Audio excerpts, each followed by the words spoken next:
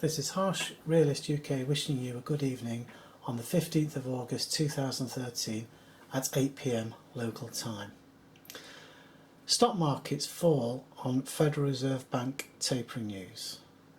There is a headline in the Telegraph that states global markets fall while borrowing costs rise on taper fears after jobs report. Global equity markets fell and bond yields rose on Thursday after slightly upbeat US job data and gains in consumer prices added weight to the view the Federal Reserve will soon begin to trim its bond buying programme. Now I've actually said in previous videos I actually don't think they're going to taper. In fact, if anything, I think they're going to increase quantitative easing. But I think this is being given as a tester really to see how things go. But I have no doubt in my mind's eye that quantitative easing will continue. So that's my view.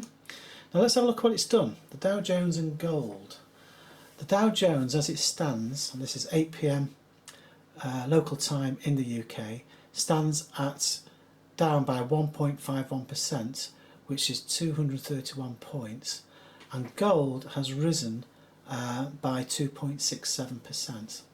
Now I'm a little bit surprised that gold has risen on the news that there's going to be tapering. I would have actually thought that gold would fall at the same time. However, what does concern me is the bond yields that are going to increase, and I suspect that's why gold might start a trend going up. But I have been watching gold for a while and the stock market, and I've not really seen any definite trends with gold going up, so I'm not going to state this at this stage. But from my point of view, I think gold is very cheap, and I think it will rise quite significantly, and I think the market is set to crash. That is my own thoughts. So I think there'll be a reversal in fortunes between gold and the stock market. If we have a look at the next slide, Mark Carney may have to relaunch QE to keep down interest rates. Well, isn't that very strange? Think about this. The Federal Reserve are going on about they may have to start to taper, and in the UK they're saying they may have to relaunch QE. This does not seem to make any sense at all to me, because normally things are done in sync with the US and the UK. So I can't see the US tapering QE whilst at the same time the UK increasing QE. That just does not make sense to me. But if you saw one of my videos a few weeks ago, I have used the terminology intermittent reinforcement.